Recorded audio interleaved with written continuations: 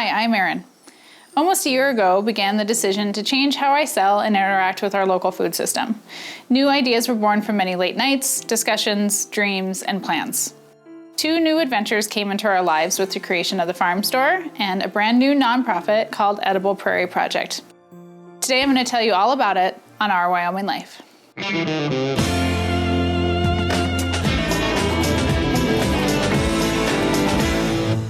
In July of 2010, I sold my first vegetable at farmer's market. I brought 1 folding table, a dozen or so jars of jam, and a couple of baskets full of veggies.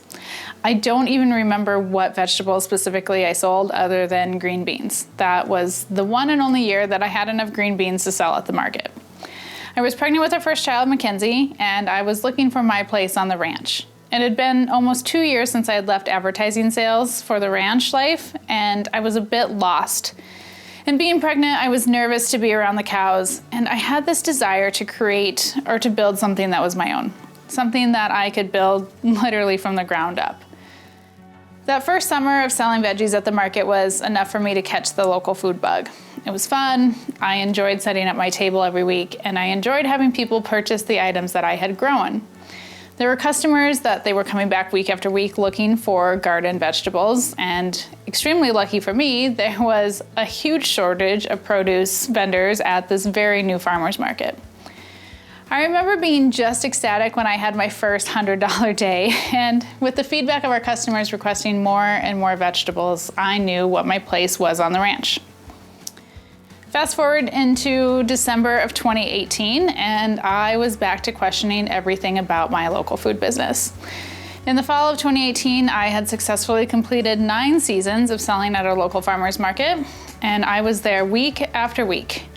Often we were the first vendors to arrive and the last vendor to leave. I just had too much stuff. With that extreme commitment and that dedication came success. I was the most successful vendor at market. But I was extremely tired of it and I wanted our lives back. Our entire summers were centered around Saturday mornings, and it wasn't just being a vendor. Since 2015, myself and Megan McManaman, we had been voluntarily running the market. I loved being a market manager, but being in a leadership volunteer position for years is extremely draining. I needed a change before I got so burnt out that I quit growing food altogether. The first big change was for us to start our own nonprofit. I'm Megan. And I'm Erin. And we're co-directors of the Edible Prairie Project. This was extremely scary, daunting, and intimidating. I honestly didn't know if we would be able to do it. But we were determined that local food should be accessible to all members of our community, and myself being a farmer, I wanted to help more people become farmers. We built upon those ideas and we formed the Edible Prairie Project. On paper, our mission reads as follows: to cultivate a fair, resilient, and sustainable community food system that promotes thriving rural communities by supporting independent, family-scale agriculture through education, food production, and food distribution. What that really means is grow and raise more food to get it to more people. Farmers markets can often be boutique or luxury places to shop for food. There's limited selection of goods being sold and an extremely limited time when they're open. Prices can also be higher than grocery stores because small-scale farming, it costs more.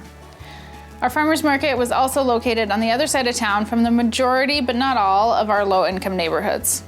And although we offered programs for SNAP and WIC participants, we found that not many people were taking advantage of these programs on a consistent weekly basis.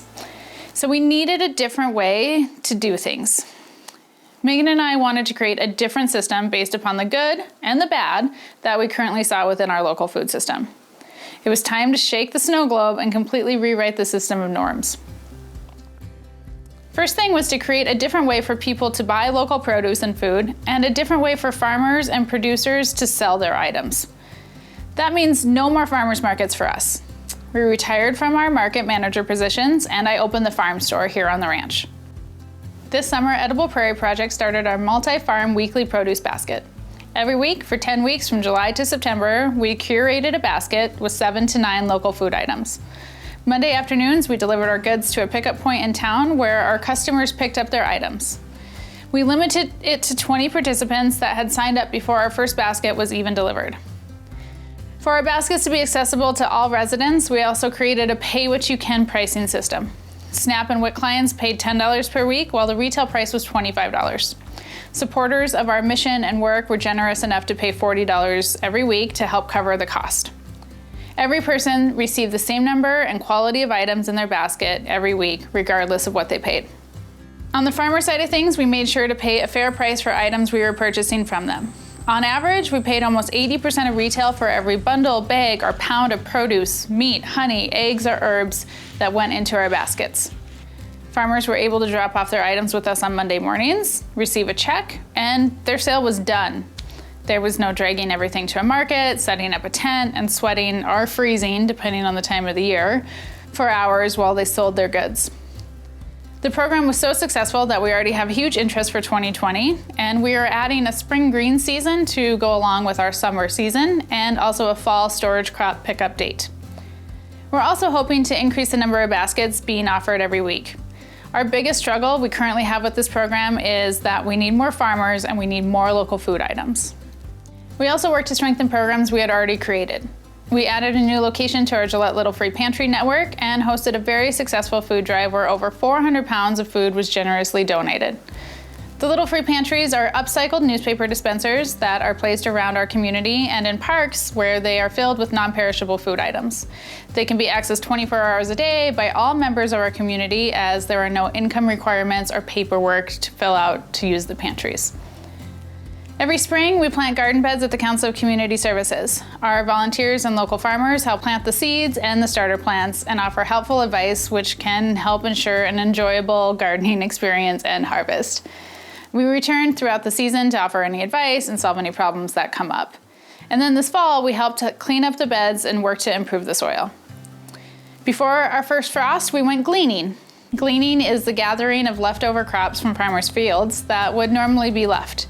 At our first gleaning, kale, rainbow chard, kohlrabi, and cabbage were donated to the food bank at the Council of Community Services.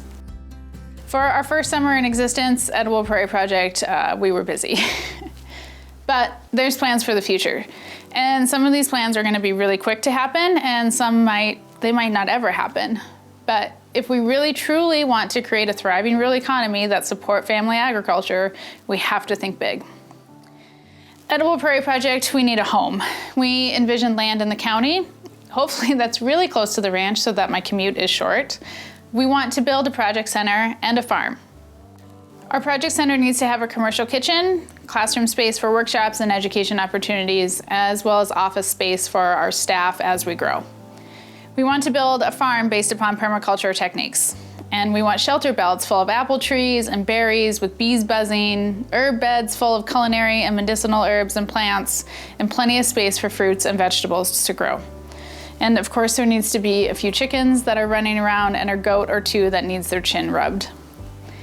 In our commercial kitchen, we will create value-added products with items from our farm. Too many cucumbers? Well, that turns into pickles.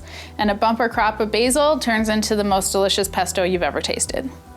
These items, as well as the food we grow, will go into our weekly produce baskets and into a retail storefront. On-the-go meal kits could also be created using local food. Frozen or microwavable prepared meals for those members of our community who don't have time or the desire to cook their own from-scratch meals, but still want to enjoy local food will be available.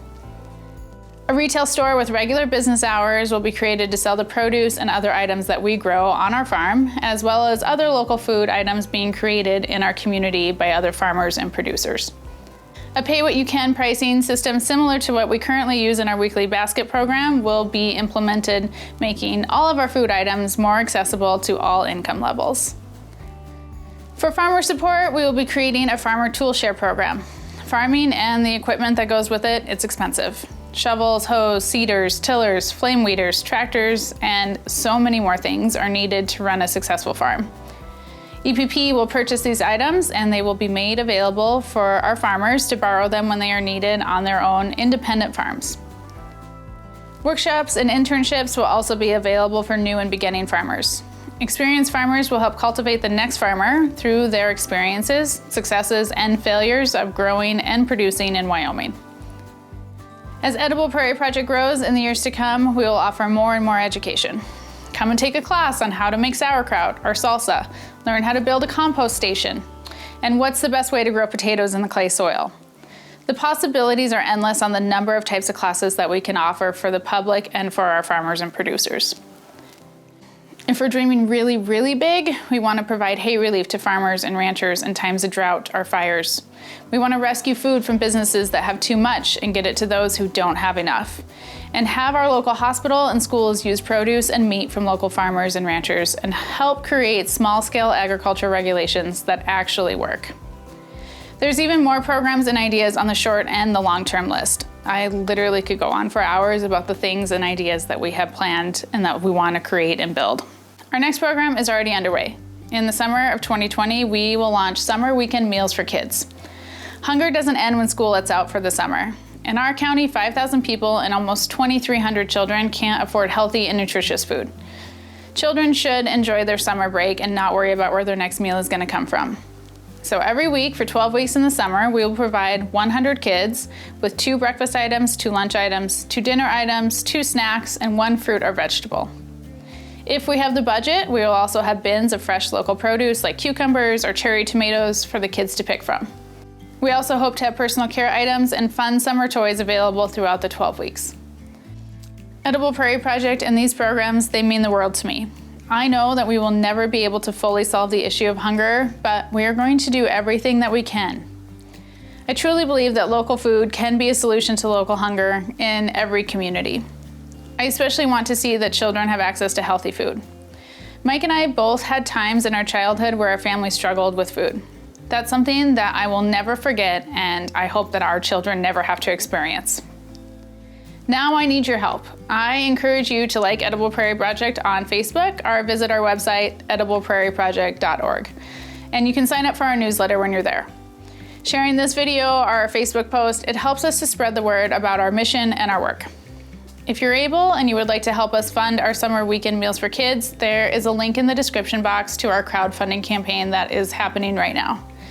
It's amazing that only $60 will provide one child 12 weeks of summer weekend meals. You can also receive local food rewards with your donation.